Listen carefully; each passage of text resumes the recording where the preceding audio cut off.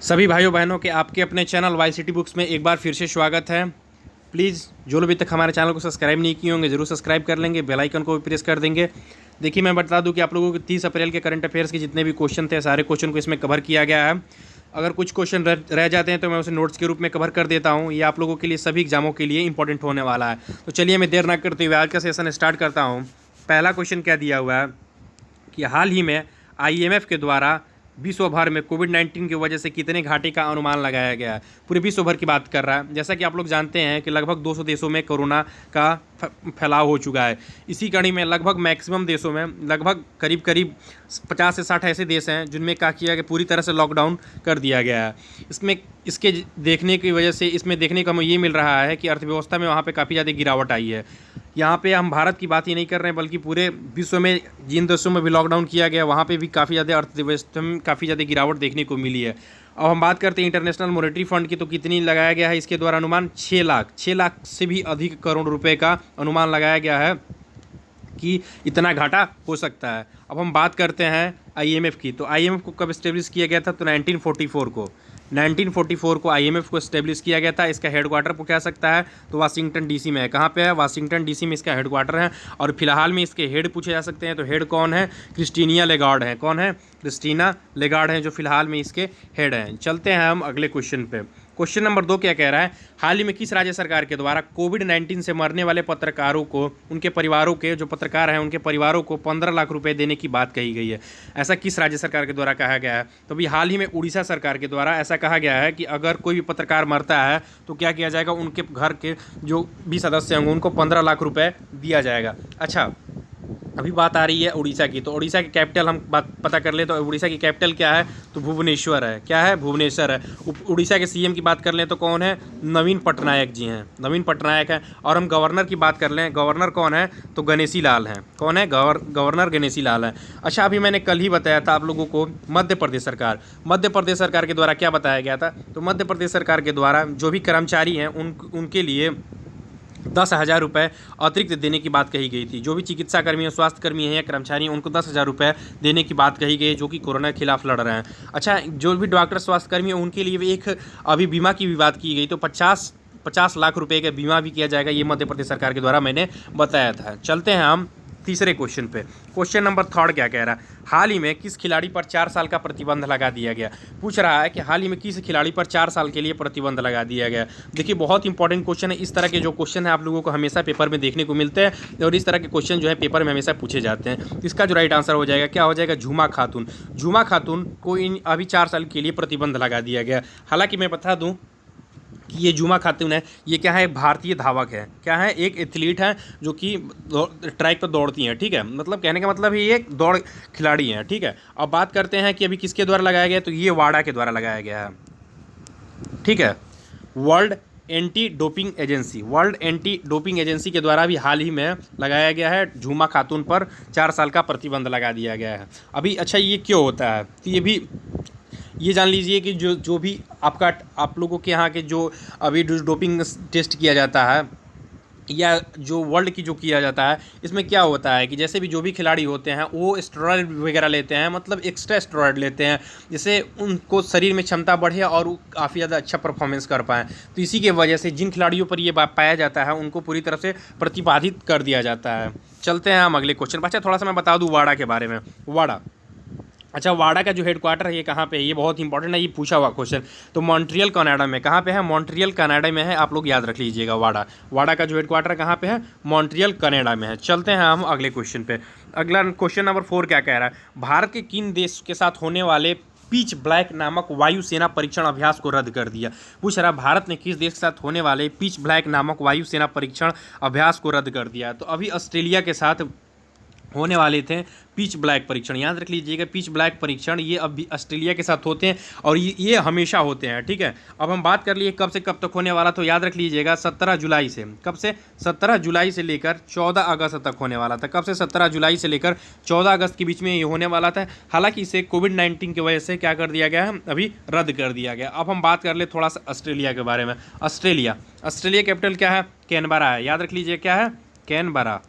ठीक है, अब हम बात करते हैं कि इसका अभी फिलहाल में प्रधानमंत्री कौन है, तो स्कॉट मॉरिसन। याद रख लीजिए कि स्कॉट मॉरिसन जो है फिलहाल में प्रधानमंत्री के पद पर बने हुए हैं, हालांकि ये दूसरी बार ये चुने गए हैं। अब हम आप लोगों को जैसे बता दूं कि अभी जो रद्द हुआ है ये कब चला गया, ये 2022 में होगा। अब याद रख लीजिएगा ये अब 2022 में से रद्द करके कर दिया गया। चलते हैं अगले क्वेश्चन पे। क्वेश्चन नंबर 5 क्या कह रहा है, हाल ही में किस संस्थान के द्वारा रूहदार वेंटिलेटर तैयार किया गया है। पूछ रहा है कि किस संस्थान के द्वारा रूहदार वेंटिलेटर को तैयार किया गया है। आपके पास 4 ऑप्शन दिए गए हैं, IIT Kharagpur, IIT Bombay, IIT Ropar और आईआईटी दिल्ली। तो इसका राइट आंसर क्या हो जाएगा, आईआईटी बॉम्बे। आईआईटी बॉम्बे के द्वारा अभी रूहदार नाम का एक वेंटिलेटर लॉन्च किया गया। हालांकि एक बहुत ही सस्ता वेंटिलेटर है, इसी के लिए काफ़ी नाम में। अच्छा, मैंने कल ही एक क्वेश्चन बताया था आप लोगों को आईआईटी खड़गपुर के बारे में क्या बताया था कि जो अभी इंडिया की जो रिपोर्ट आई है, एक रिपोर्ट आई आईआईटी संस्थानों की, उसमें प्रथम स्थान प्राप्त करने वाला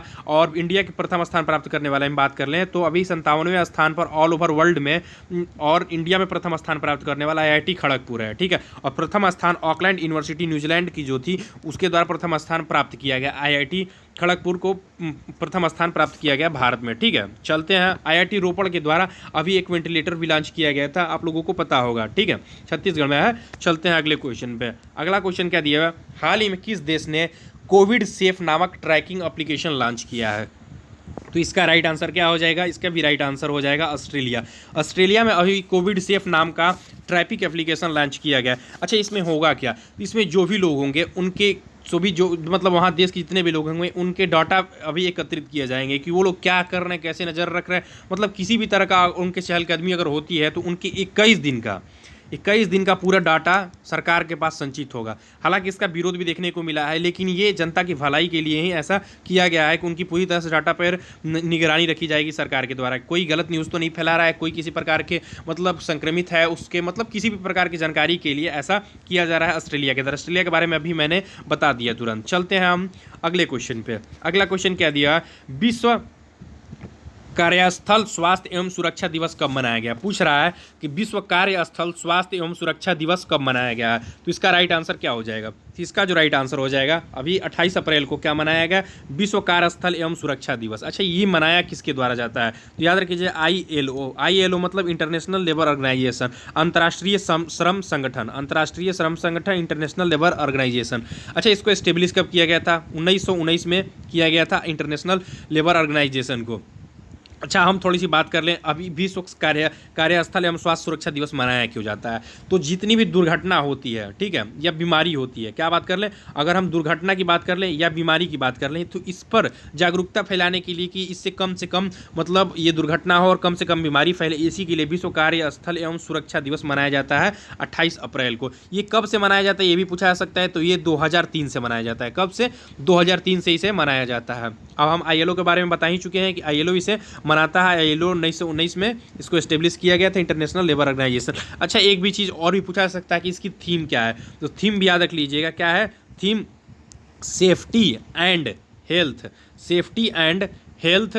at work can save life, safety and health at work can save life. ठीक है, याद रख लीजिएगा। चलते हैं हम अगले क्वेश्चन पे। अगला क्वेश्चन क्या दिया, हाल ही में PCB के द्वारा उमर अकबर पर भ्रष्टाचार के लिए कितने साल का प्रतिबंध लगा दिया गया। अभी मैंने बताया कि अभी खातून जी पे लगा दिया गया था पूरी तरह से प्रतिबंध, उनको 4 साल के लिए प्रतिबंध लगाया गया था। लेकिन अभी पूछा जा रहा है कि भ्रष्टाचार के लिए आरोप के लिए नहीं लगाया गया था, बल्कि उनको डोपिंग की वजह से लगाया गया था। अब बात कर रहा है कि जो उमर अकमल है, ये PCB मतलब पाकिस्तान क्रिकेट बोर्ड की बात कर रहा है। PCB के द्वारा अभी उमर अकमल खिलाड़ी पर क्या किया गया है, भ्रष्टाचार के लिए कितने साल का प्रतिबंध लगा दिया गया है, 3 साल के लिए प्रतिबंध लगा दिया गया है। ठीक है, अभी इनके पर क्या किया, जाँच बैठाई गई थी, जिसके बाद इनको पाया गया कि ये भ्रष्टाचारित है, इसके बाद इन्हें 3 साल के लिए पूरी तरह से प्रतिबंध लगा दिया गया। चलते हैं हम अगले क्वेश्चन पे।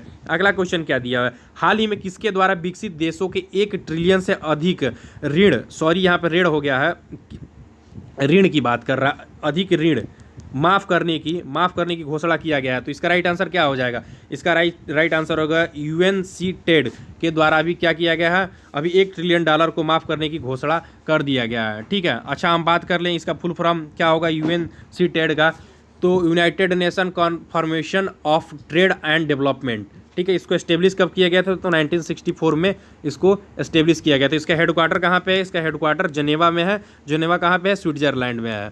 ठीक है, चलते हैं हम अगले क्वेश्चन पे। क्वेश्चन नंबर 10 क्या कह रहा है?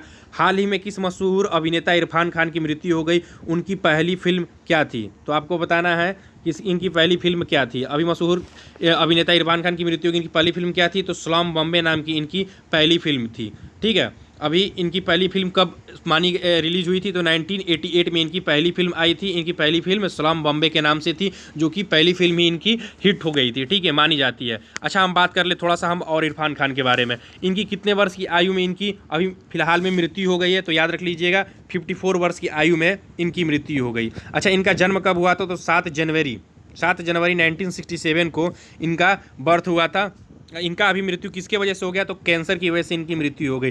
पूछा सकता है कि इनकी मृत्यु किस अस्पताल में हुई? तो मुंबई के कैलीवेना अस्पताल में हुई। कौन सा? किला वेन अस्पताल में, मुंबई के किला वेन अस्पताल में इनकी अभी हाल ही में मृत्यु हो गई है। मैंने पहली फिल्म के बारे में बताई थी, 1988 में इनकी पहली फिल्म आई थी स्लम बॉम्बे। ठीक है, इन्होंने लगभग 30 वर्ष तक फिल्मों में काम किया और इन्होंने 50 से अधिक फिल्मों में काम किया। अब हम बात कर लें तो ये अमेरिकी फिल्म और ब्रिटिश फिल्म में भी काम कर चुके हैं। इनको पद्मश्री से भी सम्मानित किया गया था। ये इंपॉर्टेंट चीज़ है, आप लोगों को पद्मश्री से सम्मानित किया गया था। इनसे जितने भी पॉइंट थे मैंने आपको बता दिया। चलते हैं हम अगले क्वेश्चन पे।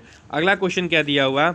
अगला नोट दिया हुआ है, हाल ही में इंडिया रेटिंग एंड रिसर्च ने वित्त वर्ष 2020-21 में भारत की जीडीपी दर कितना रहने का अनुमान लगाया गया था? तो बता दूं कि इसका राइट आंसर क्या हो जाएगा? 1.9% जो था अनुमान लगाया गया है हाल ही में इंडिया रेटिंग एंड रिसर्च के द्वारा। हालांकि मैं बता चुका हूं कि अभी जितने भी आपकी कंपनियां हैं उनके द्वारा अलग अलग लगाई जाती हैं, उनकी संस्थाएं उनके द्वारा अलग अलग लगाई जाती हैं अभी जीडीपी की दर का अनुमान। तो मैं सारे को मैं रिवीजन करा चुका हूं, या मैं अभी लेकर आने वाला हूं आप लोगों को पूरे मंथ का करंट अफेयर्स, उसमें आप लोगों को पूरी तरह से बता दूंगा। हालांकि मैं थोड़ा सा आप लोगों को बता दूं कि अभी एसबीआई के द्वारा पहले 2.6 कहा गया था, लेकिन बाद में 2.1 बदल कर दिया गया। ठीक है, अभी एडीबी के द्वारा किया गया था, तो एडीबी के द्वारा 4% जीडीपी दर रहने का अनुमान लगाया गया था। यूनाइटेड नेशन के द्वारा कितना लगाया गया था? तो यूनाइटेड नेशन के द्वारा 4.8% रहने का अनुमान लगाया गया था। ठीक है, तो इस तरह से जितनी भी चीज़ें हैं मैं आप लोगों के लिए जो पूरे महीने भर का करंट अफेयर्स लेकर आऊँगा उसमें आप लोगों को बता दूंगा। ठीक है, चलते हैं हम अगले क्वेश्चन पर। अगला क्वेश्चन क्या दिया हुआ है? किंग जॉर्ज चिकित्सा विश्वविद्यालय ने प्लाज्मा थेरेपी पर शुरू करने वाला पहला सरकारी अस्पताल बन गया। अच्छा, किंग जॉर्ज जो अभी चिकित्सा विद्यालय है ये प्लाज्मा थेरेपी की शुरू करने वाला पहला अस्पताल बन गया है। अच्छा, ये जो प्लाज्मा थेरेपी होती है ये क्या होती है? तो मैं बता दूं कि जो भी अभी मरीज़ होते हैं कोरोना का मरीज़, उनको ठीक किया जाता है। उनको जिस तरह से भी ठीक किया जाए, ठीक करने के बाद से उनके जो अभी एंटीबॉडीज़ होती है उसको लेकर, और जो भी कोरोना मरीज़ हैं उनके अंदर वो उसको डाला जाता है या उसके अंदर उसके द्वारा इलाज किया जाता है। उसी को हम प्लाज्मा थेरेपी के नाम से जानते हैं। चलते हैं हम अगले नोट्स पे। अगला नोट्स क्या कह रहा है? हाल ही में एयरटेल ने अपनी नेटवर्क क्षमता को बढ़ाने के लिए नोकिया के साथ $1 बिलियन का समझौता किया है। अभी एयरटेल के द्वारा नेटवर्क क्षमता बढ़ाने के लिए नोकिया के साथ कितने $1 बिलियन का समझौता किया गया है? $1 बिलियन का समझौता किया गया है। नोट नंबर 4 क्या दिया? हाल ही में आंध्र प्रदेश ने कोविड-19 से ठीक होने वाले व्यक्तियों को 2,000 रुपये देने की बात कही गई है। किसके द्वारा? अभी कोविड-19 जो मरीज है उनको ठीक होने पर क्या किया जाएगा? 2,000 रुपये देने की बात कही गई है। ठीक है, देखिए मैं बता दूं कि आप लोगों के लिए यहाँ पे आंसर की भी मैं दे दिया हूँ। ठीक है, अगर आप इसकी पीडीएफ चाहते हैं तो आप लोगों को इसका पीडीएफ प्रोवाइड कर दिया जाएगा। आप लोग इसका पीडीएफ टेलीग्राम ग्रुप से ज्वाइन कर सकते हैं। इसका लिंक डिस्क्रिप्शन में दिया हुआ है, तो आप वहां पे जाके पीडीएफ को डाउनलोड कर सकते हैं। मैं बता दूं कि वाईसीटी आप लोगों के लिए हर प्रकार की बुक्स अवेलेबल कराती है। आप किसी प्रकार से बुक्स को चाहते हैं तो वाईसीटी के ऑफिशियल साइट पर जाइए, वहाँ से बुक्स को परचेजेस कर सकते हैं। अदरवाइज लिंक डिस्क्रिप्शन में दिया हुआ है, वहाँ से भी जाके आप बुक्स को परचेजेस कर सकते हैं। व्हाट्सअप नंबर भी है, किसी प्रकार की प्रॉब्लम है तो आप व्हाट्सअप नंबर के द्वारा कॉन्टैक्ट भी कर सकते हैं, और वहाँ पे व्हाट्सअप नंबर के द्वारा मैसेज करके भी जानकारी प्राप्त कर सकते हैं। तो प्लीज़ जो लोग अभी तक चैनल को सब्सक्राइब नहीं किए जरूर सब्सक्राइब कर लेंगे और बेल आइकन को भी प्रेस कर देंगे, और अच्छा लगेगा तो लाइक कीजिएगा। थैंक यू दोस्तों।